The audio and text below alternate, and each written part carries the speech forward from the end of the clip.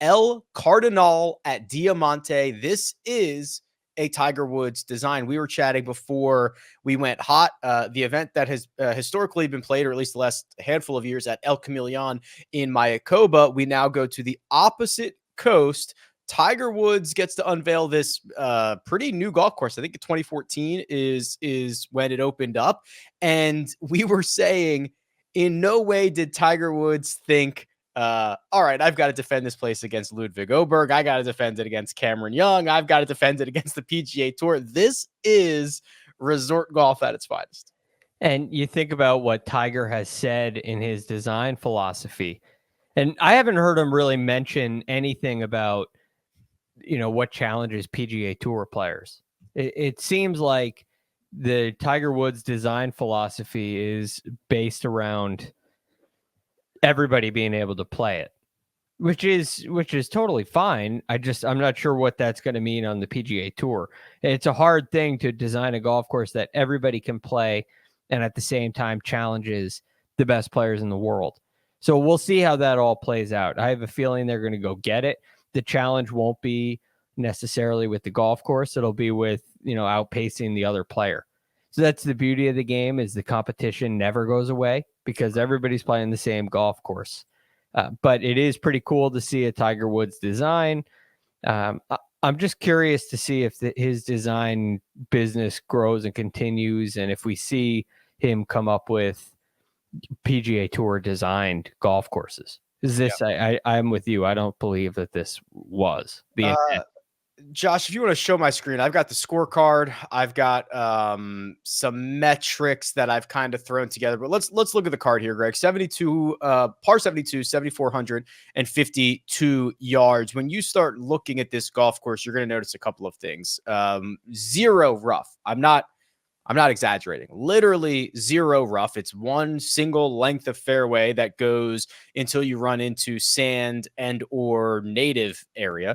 The landing zones are very generous. Most often at least 65 yards wide. There are a few holes where you can get a full football field of 100 yards before you get yourself into trouble, and massive greens over 8,000 square feet, which are going to be the second largest greens that we've had on tour this season or next season, behind just the Plantation course at Kapalua. So lots of room out there, not much resistance to be found.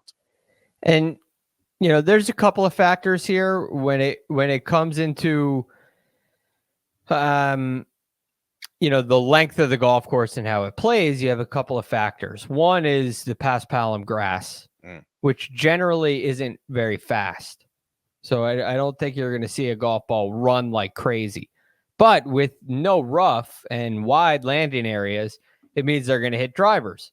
And when they hit drivers, the golf course, when the penalty for missing left and right is reduced, distance goes up. So you're going to be able to really air it out. And you start to look at the lengths of these holes, and they're not very long. At that, 7,400 yards is a long golf course, but you break it down hole by hole, 582 is reachable.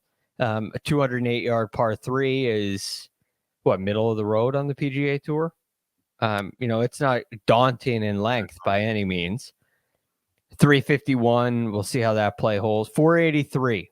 So, that's a driver and a 8-iron for a lot of these guys, somewhere in that range. It looks long. 483 is long. If it's into the wind, though the reports are it'll be very calm, can play long, but when you can hit driver at that length, it's not that bad.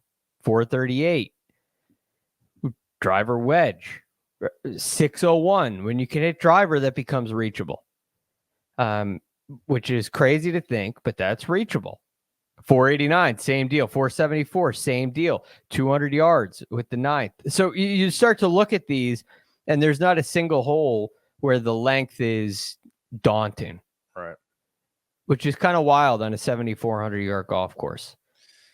It's an interesting conversation, and one that we tapped into a hair a couple of weeks ago with Ludwig at, I can't remember if it was in Vegas or Jackson, but the idea of, are you requiring bombers? Are guys that are long and straight, are they minimized a little bit on a golf course that has fairways as wide as this? They're still going to be longer than everybody else. Can JJ Spawn compete out here playing from this far back? After you just go through this and say, you know, a lot of times it's driver 8 iron, maybe it's driver 6 iron for him, maybe it's driver 7 iron for him. You know, how do we translate this scorecard into the types of golfers before we even get into naming names here in a second?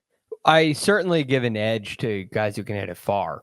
They're going to have an automatic edge, and there's not really a penalty for their shortcomings. I know Ludwig probably doesn't have any, but you know, the length is absolutely still an advantage. But it's an advantage in the fact that it sets up your second shot. So you can overcome shortcomings in distance with second shots. You can overcome that with putting, right? These are really big greens as well. Yeah. And so this feels like it kind of gets broken down into a second shot putting golf course, which is the recipe for birdies we talk about all the time. Yeah. But I think it really, as the areas get wider and wider, while distance is an advantage, and my lean will be to distance, it's not the only way to get around here. And it ultimately turns into a putting contest, in my opinion. Yeah, lots of birdies. If you're making pars, you're probably losing ground to the field. I suppose there is a level of, hey, maybe the wind kicks up and plays a little bit of defense. But as Greg mentioned, not really in the forecast as of right now on this Monday. So let's start naming names, Greg. We'll jump over to the cheat sheet. We'll start going through this tier by tier and find out who has the best chance to play well in Mexico this week. But first, we're going to take a quick break and hear a word from our partners.